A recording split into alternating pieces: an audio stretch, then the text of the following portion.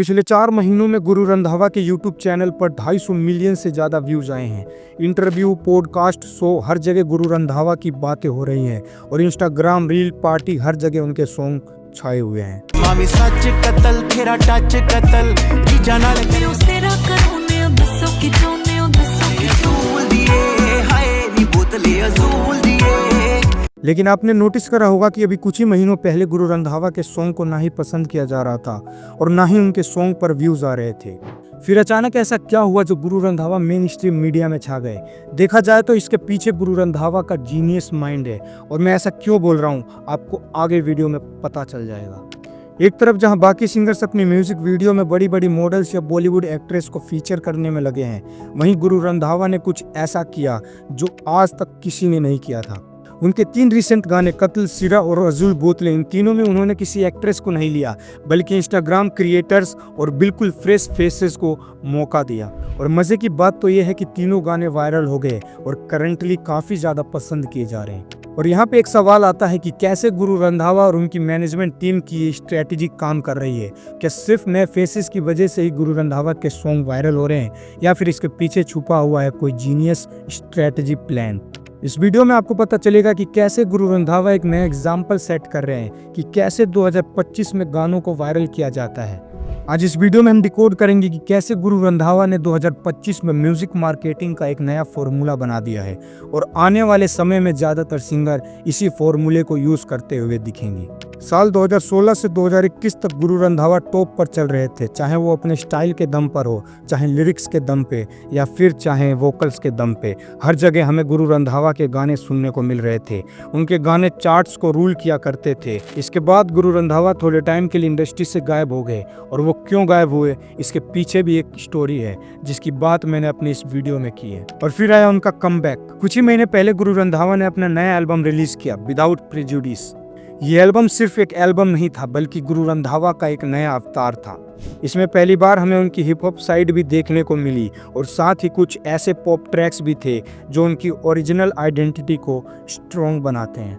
इस एल्बम के 2 गाने कत्ल और सिरा, जिनके म्यूजिक वीडियो हमें कुछ ही महीने पहले देखने को मिले, जो ऑडियंस के बीच जबरदस्त हिट हुए। इन गानों ने प्रूफ कर दिया कि गुरु रंधावा सिर्फ रोमांटिक या पार्टी ट्रैक तक लिमिटेड नहीं है बल्कि अलग अलग जॉनर को भी मास्टर करने की कैपेसिटी रखते हैं। आज कत्ल सॉन्ग पर 2 मिलियन से ज़्यादा रील्स बन चुके हैं, सिरा पर लगभग 1 मिलियन से ज़्यादा रील्स, और ये एक बिग माइलस्टोन है गुरु रंधावा के लिए। एंड अगेन कुछ ही हफ्ते पहले गुरु रंधावा ने एक और सॉन्ग ड्रॉप किया, अजूल, जो कि ये भी हिट हुआ, and only because of his hook step. मतलब साफ है, गुरु रंधावा का कमबैक सिर्फ एक रिटर्न नहीं है बल्कि एक नया चैप्टर है जो उनकी वर्सटैलिटी और उनके स्ट्रेटजी दोनों को शोकेस करता है। बट यहाँ पे जो सवाल है वो ये है कि गुरु रंधावा का कमबैक इतना परफेक्ट कैसे हो गया?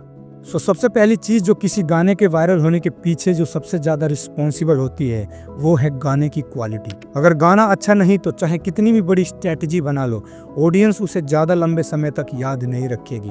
गुरु रंधावा इस फॉर्मूले को बहुत अच्छे से समझते हैं। वो आज के ज़माने की रिलेवेंट म्यूजिक बना रहे हैं, ऐसे ट्रैक्स जो करंट ऑडियंस को पसंद आते हैं और जिनसे लोग कनेक्ट कर पाते हैं।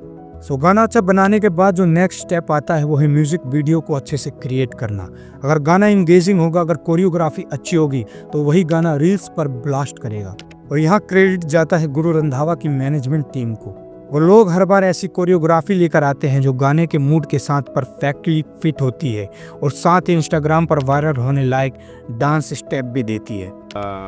आप जब कुछ नया ट्राई करने की कोशिश करते हो, यहाँ इवॉल्व होने की कोशिश करते हो with times, then you end up doing something which you are not. समय के हिसाब से साउंड चेंज होता है, समय के हिसाब से ऑडियंस चेंज होती है।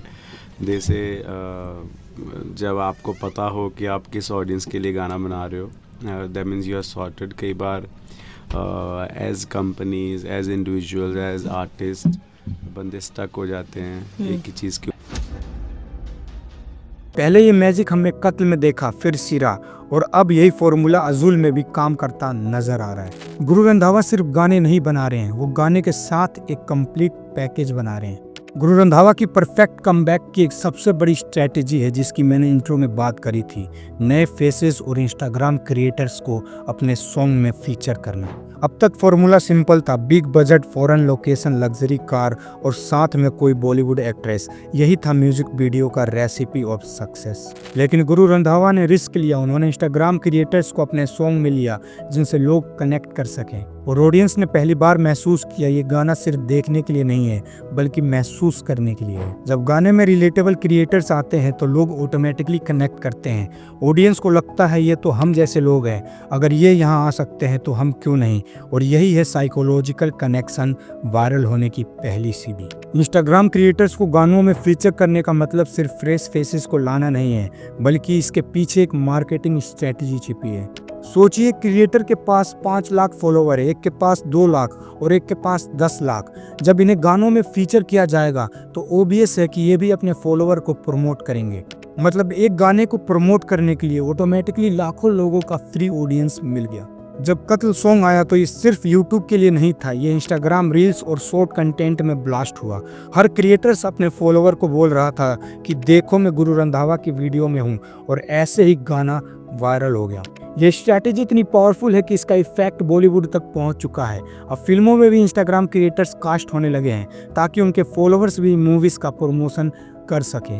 गुरु रंधावा ने ये समझ लिया है कि आज का एरा सिर्फ गाने सुनाने का नहीं है बल्कि गाने को वायरल करने का भी है। और गाने को वायरल करने के लिए सिर्फ टैलेंट नहीं बल्कि एक स्ट्रैटेजी भी चाहिए। अब सवाल ये है कि क्या ये स्ट्रैटेजी फ्यूचर में काम करेगी? तो जवाब है हाँ, क्योंकि आज की ऑडियंस को फ्रेश एनर्जी चाहिए, रिलेटेबल फेसेस चाहिए। अब बॉलीवुड एक्ट्रेस वाली वो पुराने वीडियोस ज़्यादा इम्पैक्ट नहीं डालते, लेकिन जब कोई नया क्रिएटर्स, नया चेहरा और रिलेटेबल स्टोरी आती है तो लोग ऑटोमेटिकली कनेक्ट हो जाते हैं। गुरु रंधावा ने एक नया रास्ता खोल दिया है। उन्होंने दिखा दिया कि वायरल होने के लिए बिग बजट या बिग फेसेस जरूरी नहीं है, ज़रूरी है स्ट्रैटेजी और टाइमिंग। और यही रीज़न है कि आज हर सिंगर और हर म्यूजिक लेबल उनकी इस स्ट्रैटेजी को स्टडी कर रहा है, क्योंकि गुरु रंधावा जो आज कर रहे हैं वही आने वाले समय का फॉर्मूला बनेगा। सो जब बाकी सिंगर्स अभी भी पुराने फॉर्मूला पर अटके हुए हैं, गुरु रंधावा ने पूरा गेम ही बदल दिया है। उन्होंने ये साबित कर दिया है कि एक सिंगर होना सिर्फ गाने तक लिमिटेड नहीं है बल्कि सिंगर को एक एंटरप्रेन्योर और स्ट्रैटेजिस्ट भी होना चाहिए। और यही वजह है कि मैं ये कह रहा हूँ कि Guru Randhawa is not just a singer, he is genius. धन्यवाद।